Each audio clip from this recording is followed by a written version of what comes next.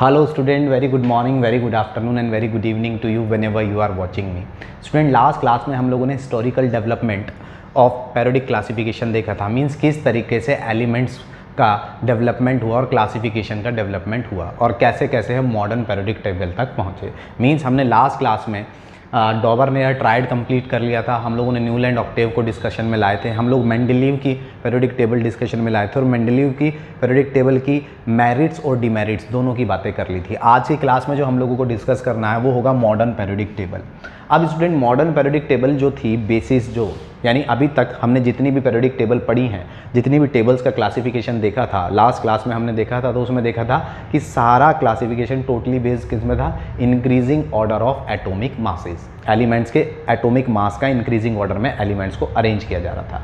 लेकिन ये जो मॉडर्न पेरियोडिक टेबल थी ये एटॉमिक नंबर पर यानी increasing order of atomic number पर बेस्ड थी। अब ये एटॉमिक नंबर का कंसेप्ट कहाँ से आया, कि कौन साइंटिस्ट इसको लाए, तो वो डिस्कस करते हैं। पहले तो सबसे पहले अगर हम बात करें तो उस समय एक साइंटिस्ट थे हेनरी मोजले। हेनरी मोजले क्या कर रहे थे? तो उस समय हेनरी मोजले एक्स रेज पर स्टडी कर रहे थे, यानी एक्स रेज पर एक्सपेरिमेंट कर रहे थे, एक्स रेज पर एक्सपेरिमेंटल स्टडी कर रहे थे। और जब वो एक्सपेरिमेंटल स्टडीज़ कर रहे थे तो उन्होंने देखा कि एक्स रेज या किसी भी रेज से निकलने वाली जो रेज निकलती हैं उनकी जो फ्रीक्वेंसी का स्क्वायर होता है, हम कहेंगे फ्रीक्वेंसी का जो रूट होता है वो डायरेक्टली प्रोपोर्शनल होता है, वो बराबर आ रहा था किसके? एलिमेंट्स के एटॉमिक नंबर के। एलिमेंट्स के एटॉमिक नंबर के। सर एटॉमिक नंबर तो उस समय आए नहीं थे, तो एटॉमिक नंबर नहीं, एक्चुअल में उस एलिमेंट के नंबर ऑफ प्रोटॉन्स के बराबर आ रहा था। और हमें पता है कि किसी एलिमेंट में जितने नंबर ऑफ प्रोटॉन्स होते हैं उतना ही उसका एटॉमिक नंबर होता है। तो उन्होंने ये स्टडी की कि हर एलिमेंट की अपनी एक फ्रीक्वेंसी होती है और उस फ्रीक्वेंसी का जो रूट की वैल्यू आ रही थी वो किसके बराबर आ रही थी? उस एलिमेंट के नंबर ऑफ प्रोटॉन्स की। और नंबर ऑफ प्रोटॉन्स हमेशा किसके बराबर होते हैं? एटॉमिक नंबर के। तो उन्होंने कहा कि हर एलिमेंट की अपनी एक स्पेशल फिक्स फ्रीक्वेंसी होती है और उसकी रूट की वैल्यू जो आती है वो किसके बराबर होती है? एटॉमिक नंबर के। तो इस तरीके से यहाँ से कंसेप्ट आया एटॉमिक नंबर का। जब एटॉमिक नंबर का कंसेप्ट आया तो बहुत सारे साइंटिस्ट ने कंबाइंड फॉर्म में वर्क किया और कंबाइंड फॉर्म में वर्क करने के बाद कहाँ पर आए? तो वो उन्होंने एक मॉडर्न पेरियोडिक टेबल दे दी। हालांकि उस समय बहुत सारे साइंटिस्ट थे जिनका क्या कहेंगे योगदान था, लेकिन इन शॉर्ट नाम किसका लिया जाता है मॉडर्न पेरियोडिक टेबल के लिए? नील बोहर्स ने। यानी नील बोहर्स ने क्लासिफिकेशन किया था मॉडर्न पेरियोडिक टेबल का। और हेनरी मोजले कौन थे? तो हेनरी मोजले ने एटॉमिक नंबर का कंसेप्ट दिया था एक्सरे डिफ्रैक्शन की स्टडी के थ्रू। तो इसके बाद जब एटॉमिक नंबर का कंसेप्ट आ गया तो हमारे पास मॉडर्न पेरियोडिक टेबल को अरेंज करने के लिए एक बेसिक क्राइटेरिया आ गया और वो था एटॉमिक नंबर। और अब एटॉमिक नंबर के हिसाब से एलिमेंट को इंक्रीजिंग ऑर्डर में अरेंज किया जा रहा था। अब अगर हम बात करें तो जैसे हमने देखा था कि मेंडेलीव पेरियोडिक टेबल में एक लॉ था, मेंडेलीव ने एक लॉ दिया था अपनी पेरियोडिक टेबल के लिए। इसी तरीके से मॉडर्न पेरियोडिक टेबल के लिए भी एक लॉ दिया गया जिसको क्या बोलते हैं? Modern periodic law, modern periodic table law या मॉडर्न पेरियोडिक, ठीक है, पेरियोडिक लॉ। अब मॉडर्न पेरियोडिक लॉ क्या कहता है? तो ऑलमोस्ट वही था जो मॉडर्न पेरियोडिक टेबल का लॉ है, वही था मेंडेलीव पेरियोडिक टेबल का लॉ, लेकिन वो law according to atomic masses था और ये law according to atomic number है। तो ये लॉ क्या कहता है? तो ये लॉ कहता है the physical and chemical properties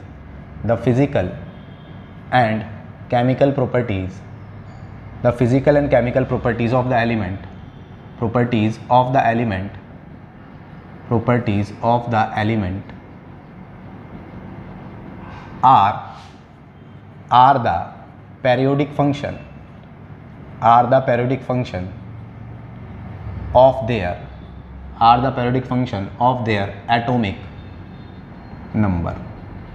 are the periodic function of their atomic number, तो मीन्स मेंडेलीव पेरियोडिक लॉ जो था वो क्या था? The physical and chemical properties of the element are the periodic function of their atomic masses. और यहाँ क्या है? Atomic number. यानी उन्होंने कहा जो फिजिकल और केमिकल प्रॉपर्टीज होती हैं वो पेरियोडिक फंक्शन होती हैं, यानी हर एक इंटरवल गैप के बाद एक रेगुलर पैटर्न और रेगुलर फंक्शन को फॉलो करती हैं। किस बेस पर? एटॉमिक नंबर के बेस पर।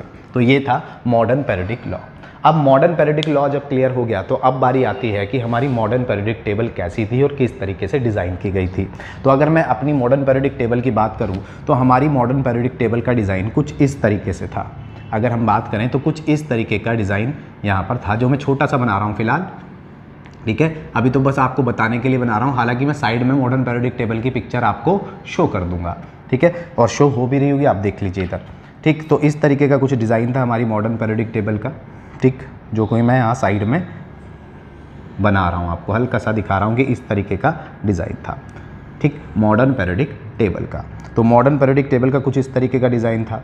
अब इस डिज़ाइन के अंदर अगर मैं बात करूं तो इस तरीके से डिज़ाइन की गई थी, और यहाँ पर फर्स्ट एलिमेंट जो था वो यहाँ पर हाइड्रोजन था, और सेकंड एलिमेंट यहाँ था वो था हीलियम।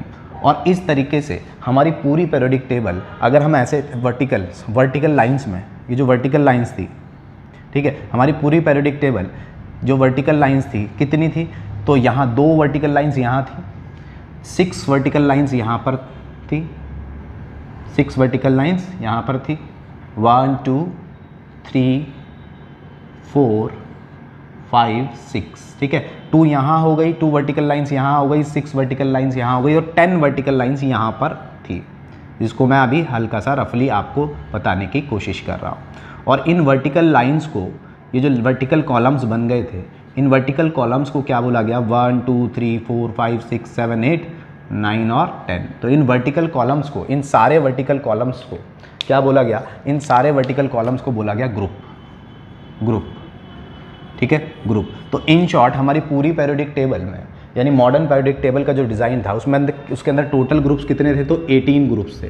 पूरी पीरियोडिक टेबल में 18 ग्रुप थे, 2 ग्रुप्स ये रहे, 10 यहाँ पर थे, 2 और 10 कितने हो जाते हैं, 12 और 6 18, यानी हमारी पूरी पीरियोडिक टेबल 18 ग्रुप्स में डिवाइड थी। इसी तरीके से हमने उन्होंने पीरियोडिक टेबल को कुछ इस तरीके से वर्टिकल रोज में डिवाइड किया। और ये जो वर्टिकल रोज थे, इन रोज़ को क्या बोला गया, तो इन रोज़ को बोला गया पीरियड्स। और इन शॉर्ट अगर बात करें तो हमारी मॉडर्न पीरियोडिक टेबल 7 पीरियड्स में डिवाइड थी, 1 2 3 4 5 और ये 6 और ये 7। तो इस तरीके से अगर हम मॉडर्न पीरियोडिक टेबल में देखें तो पीरियड्स थे 7, मीन्स हॉरिजॉन्टल रोज कितने थे हमारे पास, 7, इस तरीके से। और यानी मैं नंबरिंग भी लिख देता हूँ, 1 2 3 4 5 6 7। और वर्टिकल्स जो थे इनको कैसे नंबरिंग करा गया, 1, ठीक है, 2 3 4 5 6 7 8 9 10 11 12 13 14 15 16 17 और ये था ग्रुप 18। तो इस तरीके से 18 ग्रुप और 7 पीरियड्स में हमारी पूरी मॉडर्न पीरियोडिक टेबल डिज़ाइन है। पहले तो ये पता होना चाहिए। अब स्टूडेंट जब इतनी बात हो जाती है तो सबसे पहले हम बात करते हैं characteristics of groups and period, यानी ग्रुप में एलिमेंट होते हैं तो किन कैरेक्टरिस्टिक्स के बेस पे किसी ग्रुप में एलिमेंट्स को रखा जाता है और किन कैरेक्टरिस्टिक्स के बेस पर किसी पीरियड में एलिमेंट्स को रखा जाता है, ये अब हमें यहाँ डिस्कस करना है। तो बेसिक डिज़ाइन हमारी पीरियोडिक टेबल का ये था। अब आप कह रहे होंगे सर ये तो आपने डिस्कस नहीं किया, तो एक्चुअल में अभी हम थोड़ी देर बाद इसको, ये एक सेपरेट ब्लॉक है, एफ ब्लॉक। जनरली यहाँ रेडियो एक्टिव एलिमेंट्स एग्जिस्ट करते हैं तो उसके बारे में भी डिस्कशन में लाएंगे। तो सबसे पहले characteristics of groups and periods की हम लोग बात कर लेते हैं। तो characteristics of groups and period में सबसे पहला कैरेक्टरिस्टिक क्या है, किसका? सबसे पहले ग्रुप्स को डिस्कस कर लेते हैं। तो ग्रुप का सबसे पहला कैरेक्टरिस्टिक क्या होगा स्टूडेंट? तो फर्स्ट कैरेक्टरिस्टिक होता है ऑल एलिमेंट्स, ऐसे लिखते हैं, all elements in a group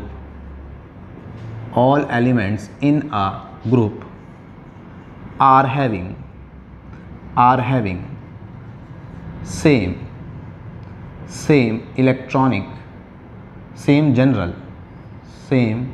general electronic configuration,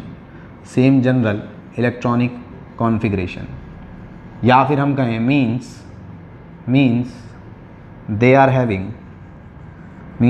having similar valence electrons in their outermost shell, इसका मतलब क्या है कि फर्स्ट प्रॉपर्टी है ग्रुप की कि किसी ग्रुप में all elements in a group are having same general electronic configuration. General electronic configuration सबका क्या होता है, सेम, और दे आर हैविंग, या हम कहें कि they are having similar valence electrons in their outermost. जैसे कोई भी ग्रुप है, सपोज करते हैं इस फर्स्ट ग्रुप की बात करते हैं, तो फर्स्ट ग्रुप में हाइड्रोजन होता है, उसके बाद लिथियम होता है, उसके बाद सोडियम होता है, उसके बाद पोटेशियम को पुट किया गया, उसके बाद रुबिडियम को पुट किया गया, उसके बाद सीजियम को पुट किया गया और उसके बाद फ्रेंशियम को पुट किया गया।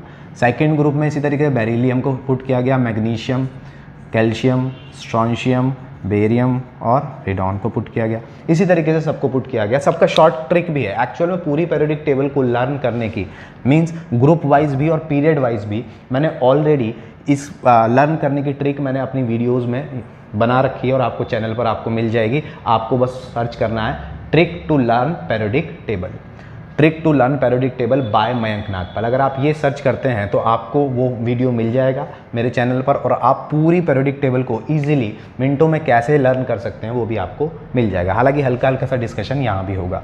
तो हमने अभी पहले ग्रुप की पहली बात कर रहे हैं, पहला इंपॉर्टेंट टर्म बात कर रहे हैं, all elements in a group are having same general electronic configuration. यानी अगर इस ग्रुप में मैं बात कर रहा हूँ तो इस ग्रुप का जनरल इलेक्ट्रॉनिक कॉन्फ़िगरेशन, इन सारे एलिमेंट का जनरल इलेक्ट्रॉनिक कॉन्फ़िगरेशन क्या होगा, सेम। जैसे किसी भी ग्रुप में जो एलिमेंट रखे जाते हैं वो किस बेस पर रखे जाते हैं कि उनके वैलेंस इलेक्ट्रॉन्स यानी आउटर मोस्ट में, मोस्ट वाली शेल में इलेक्ट्रॉन सेम होने चाहिए और उनका जनरल इलेक्ट्रॉनिक कॉन्फ़िगरेशन सेम होना चाहिए। जब सारे एलिमेंट एक ही जनरल इलेक्ट्रॉनिक कॉन्फ़िगरेशन को फॉलो करें और सेम वैलेंस इलेक्ट्रॉन्स रखें तो उनको रखा जाता है एक ग्रुप में। इसी तरीके से अगर बेरिलियम इस वाले ग्रुप में, सेकंड ग्रुप में इनको रखा है तो इसका रीज़न क्या होगा कि इनके अंदर सबका वैलेंस इलेक्ट्रॉन सेम होंगे और इनका जनरल इलेक्ट्रॉनिक कॉन्फ़िगरेशन भी सेम होगा। जैसे सेकंड प्रॉपर्टी बड़ी इंपॉर्टेंट है, इसको समझने की कोशिश करना कि एलिमेंट्स इन अ ग्रुप, थोड़ा नीचे लिख देता हूँ, होप सो शायद ना दिख रहा हो तो यहाँ लिख देता हूँ, elements in a group are separated by a definite gap, to 8, 18, 18, 32। Student किसी भी ग्रुप में जब एलिमेंट को रखा जाता है, अगर इस ग्रुप की बात करूं, इस ग्रुप की बात करूं या अगले ग्रुप में फिल कर देता हूं, चलिए यहाँ पर इस ग्रुप को फिल कर लेता हूं, ठीक है। तो इस ग्रुप की बात करूं या किसी भी ग्रुप की बात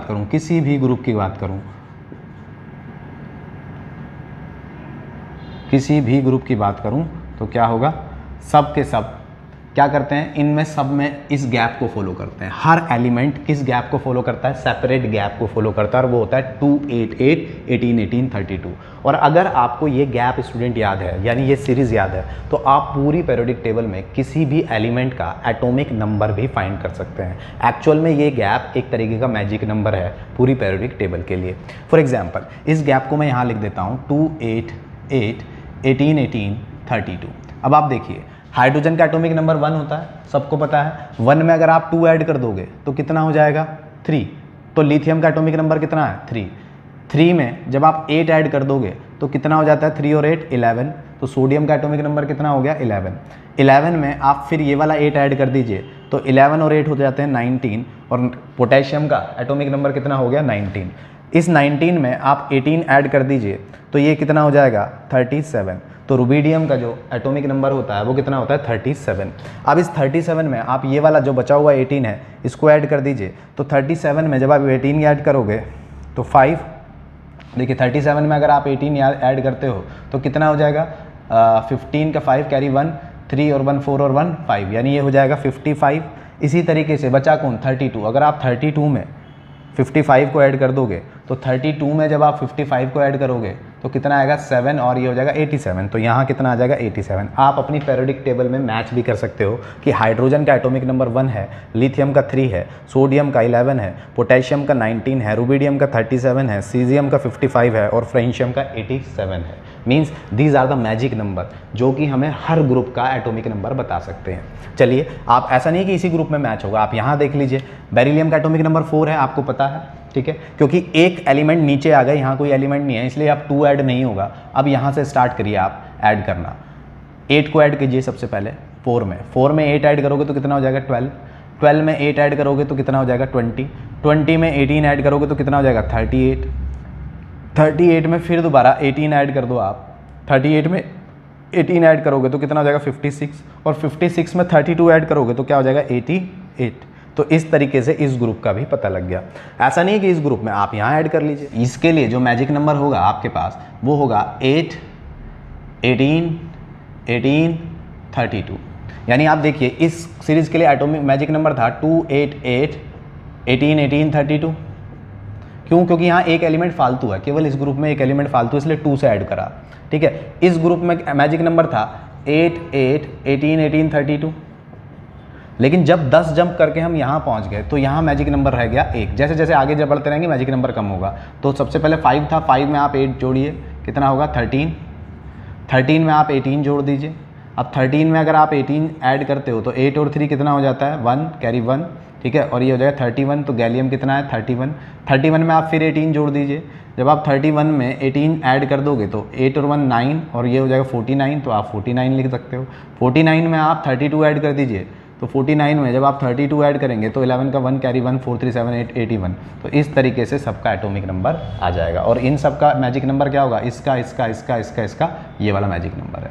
तो इस तरीके से आप किसी भी ग्रुप के एटॉमिक नंबर भी लर्न कर सकते हो। और ये पता होना चाहिए कि हर पेरियोडिक टेबल में जो एलिमेंट्स होते हैं वो किस गैप से चलते हैं, 2, 8, 8, 18, 18, 32 ग्रुप में। तो ये ग्रुप की सेकंड प्रॉपर्टी थी कि ये प्रॉपर गैप से चलते हैं। तीसरी प्रॉपर्टी की अगर मैं बात करता हूँ ग्रुप की, तो atomic size, atomic size of the elements, atomic size of the elements are increases, atomic size of the element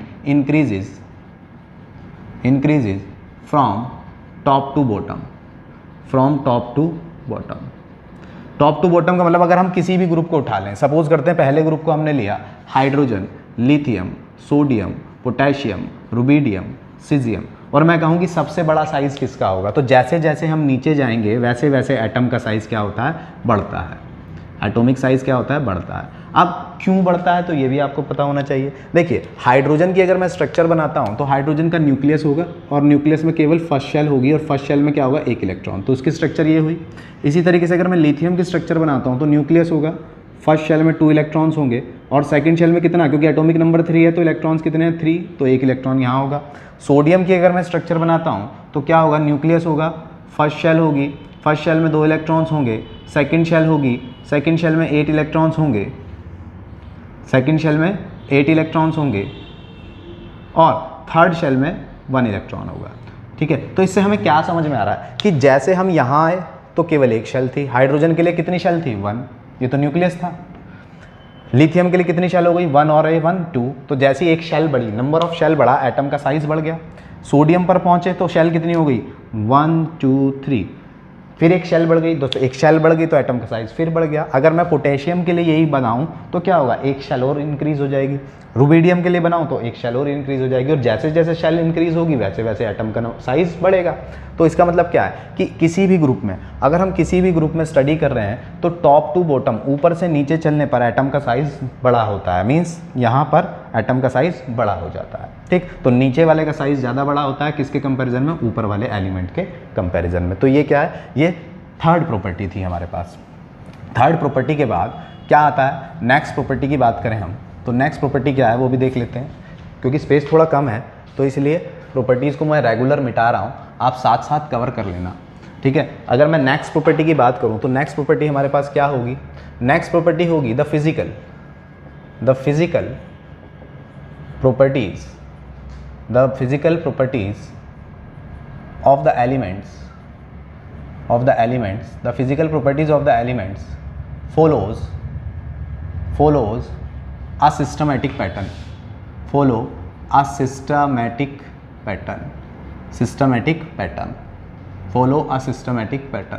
अब सिस्टमेटिक पैटर्न फॉलो करने का मतलब क्या है कि फिजिकल प्रॉपर्टी में क्या होता है कि जैसे जैसे ऊपर से नीचे आते हैं, एक रेगुलर गैप है 288, 18, 18, 32 का, तो ये जो रेगुलर गैप है ये एक प्रॉपर पैटर्न को फॉलो करता है। मीन्स अगर melting point, boiling point, density, जैसे मैं कहूँ कि इसका मेल्टिंग पॉइंट 2.1 है, सपोज करते हैं केल्विन है, तो इसका क्या होगा, क्योंकि गैप आया है, साइज बड़ा है, मास बड़ा है, तो हल्का सा मेल्टिंग पॉइंट में भी एक गैप आएगा। 2.1 है तो 2.3 हो गया, फिर ये क्या हो जाएगा 2.9 हो जाएगा, ये 3.6 हो जाएगा। तो जैसे जैसे हम ऊपर से नीचे आ रहे हैं एटम का साइज बढ़ता है, एटम का मास बढ़ता है, तो इसीलिए फिजिकल प्रॉपर्टीज़ में भी एक रेगुलर चेंज आता है, ग्रेजुअल चेंज आता है। ठीक है, तो हमने ये लिखा है कि physical properties of the element follows a systematic pattern, एक सिस्टमैटिक पैटर्न को फॉलो करती हैं रेगुलर टॉप टू बॉटम चलते हुए।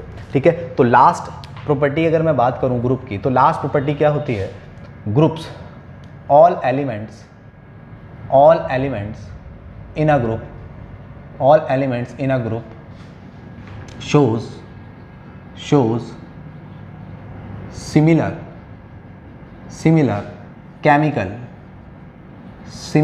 chemical properties.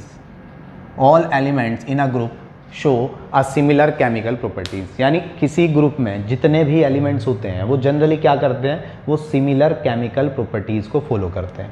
Similar chemical properties follow करने का मतलब क्या है कि सपोज करो जैसे ये ग्रुप है, हाइड्रोजन है, लिथियम है, सोडियम है, पोटेशियम है, रुबिडियम है, सीजियम है, फ्रेंशियम है, तो ये सारे ग्रुप क्या हैं कि ये एक केमिकल, सिमिलर केमिकल प्रॉपर्टीज़ को फॉलो करते हैं। अगर ये OH के साथ रिएक्ट होकर हाइड्रोक्साइड बनाता है तो ये भी OH के साथ रिएक्ट होकर हाइड्रोक्साइड बनाएगा, ये भी OH के साथ रिएक्ट होकर हाइड्रोक्साइड बनाएगा, ये भी OH के साथ रिएक्ट होकर हाइड्रोक्साइड बनाएगा। अगर ये ऑक्सीजन के साथ रिएक्ट होकर ऑक्साइड फॉर्म करता है तो ये भी ऑक्साइड फॉर्म करेगा, ये भी ऑक्साइड फॉर्म करेगा और ये भी ऑक्साइड फॉर्म करेगा। अगर ये सपोज करते हैं कि ये मैग्नीशियम, या हम कहें कि सपोज करते हैं ये फ्लोरीन के साथ रिएक्ट नहीं करता, अगर ये फ्लोरीन के साथ रिएक्ट नहीं करता तो फिर ये भी नहीं करेगा, फिर ये भी नहीं करेगा, फिर ये भी नहीं करेगा, ये भी नहीं और ये भी नहीं। इसका मतलब क्या है कि they follow similar chemical properties.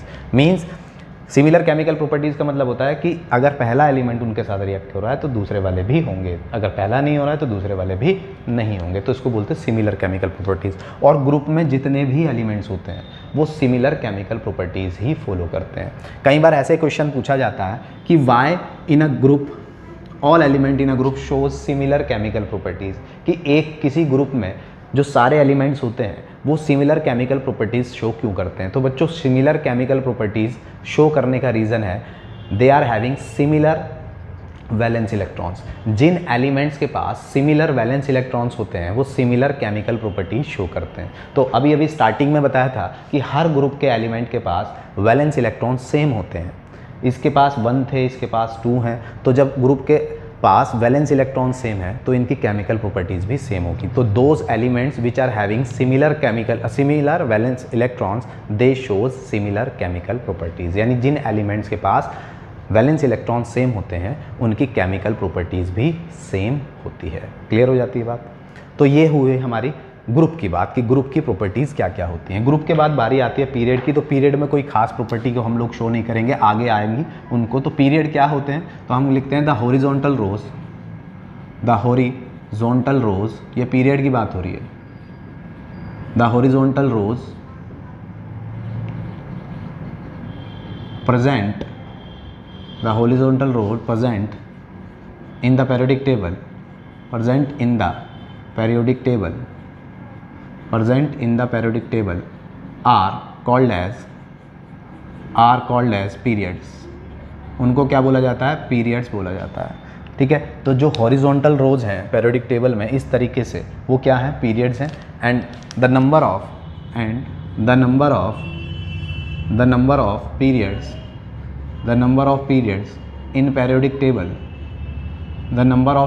In periodic table is कितना, 7। तो हमारी पूरी पेरियोडिक टेबल में कितने पीरियड हैं, 7 पीरियड है। ठीक है, तो पीरियड में इतना ही, ग्रुप में आपको काफ़ी कुछ बताया। ठीक है, तो इस तरीके से पेरियोडिक टेबल ग्रुप्स और पीरियड्स में डिवाइड होती है। अब ग्रुप